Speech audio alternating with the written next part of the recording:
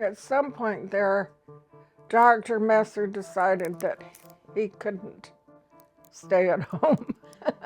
So he put him in the mental wing, thinking something would happen. Well, we were told when he went in there that the target length of time for someone to stay in the mental health ward at the general hospital was 2 weeks. And they would have found somewhere, somehow, for these people to go. And in most cases, they did. But not Chris.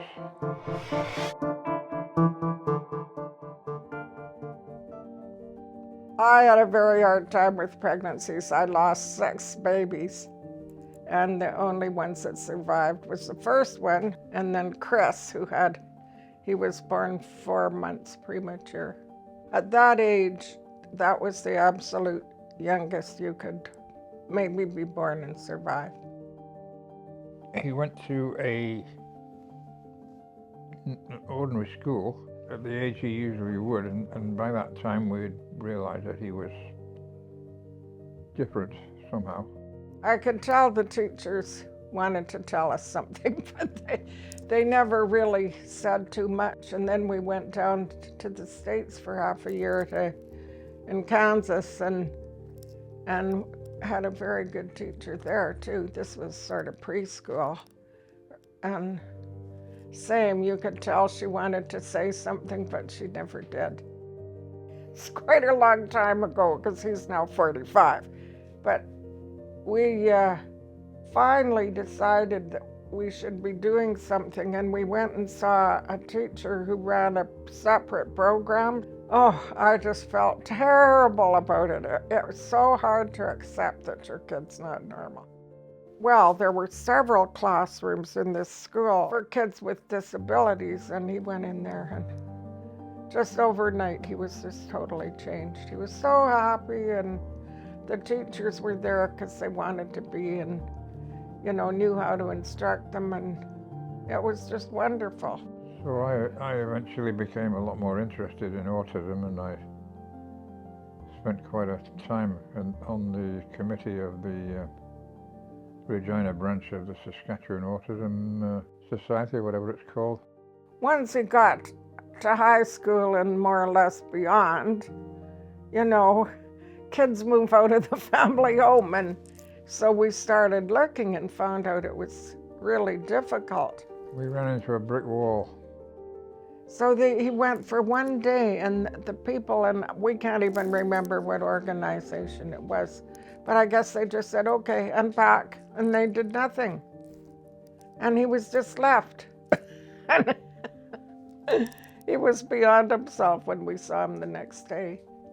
Apparently, when he got there, he was okay for a few hours, and then he said he was going to kill himself. They told him at that meeting that he couldn't stay there, and they were kicking him out, and we were stunned. We didn't know that was happening, and he was so upset he just got up and ran out of the meeting, and we had to go and find him. And this was downtown at the health department, and that was really a very low spot. I remember on one occasion, I can't remember whether he was in the mental health ward or what, and I was driving him across the bridge on Wascana. I said, "Dad, stop the car."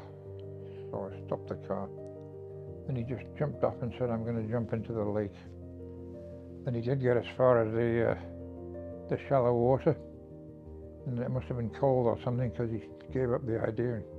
Another time, I may have been driving him from the mental health ward at the hospital to somewhere. I was driving and I had a coffee cup in my hand, which I probably shouldn't have done, but anyway, he just took it and smashed it against the windshield and cracked the windshield.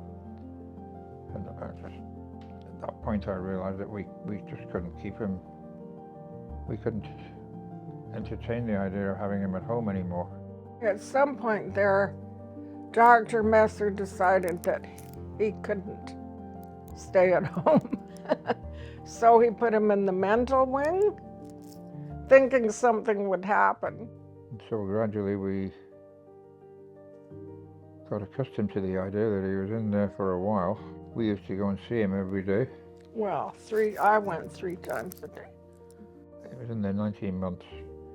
Like over a year and a half. Can you imagine? Occasionally they would put him in solitary confinement for 2 nights, and he would bang his head on the wall and this kind of thing. And I mean, we just couldn't stand it. It was just, we felt that we had to get him out of there every single day for some time. Again, there was a sort of workshop place where he could have gone every day on the floor below, but the ruling in the hospital at the time was that if you're going down from the mental health ward to that place, you had to have a nurse take you.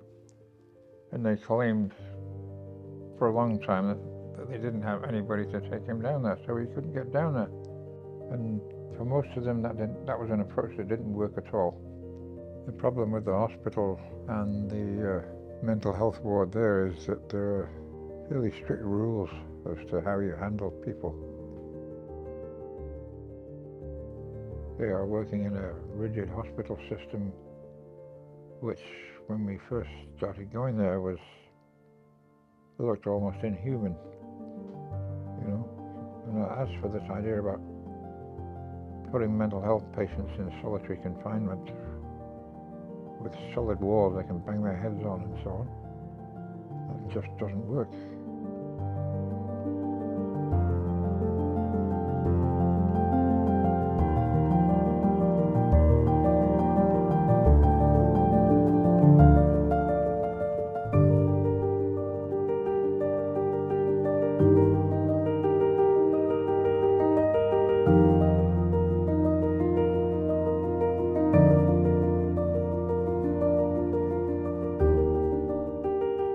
Eventually, of course, the government decided that they didn't really have any basis on which to get rid of him.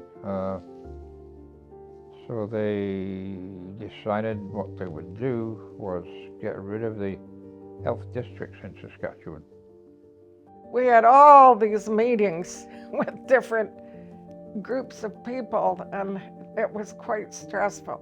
So there'd be about 10 of them plus us. 10. Sometimes it was 14 or 16. Yeah. And we were just 2 people. And that's when you came into the picture. Anyway, when you were there were 3 of us. At least you were not against us. We had the feeling that all the rest of them were basically against us. And that's when we had finally decided to go to the Ombudsman. Alec thought of this. So I went to the Ombudsman and I said, we really need something here. We think we have a case. Social services and mental health had to get together and do something together. Social services, I don't know, was getting it all, and mental health wasn't getting anything, and they were just told, you do it now. Well, that's our take on it, because they did. It's just amazing. They were told to get rid of that protocol that said they didn't have to open a file in health on Chris. If he'd already had one opened by another government department, which was social services, of course, and so on. And that's when we realized we might be finally going to get somewhere. And the representative from the Ombudsman's office pointing out that this didn't work in cases like Chris's, and she said there are many others in the province who are having the same problem. Well, by this time,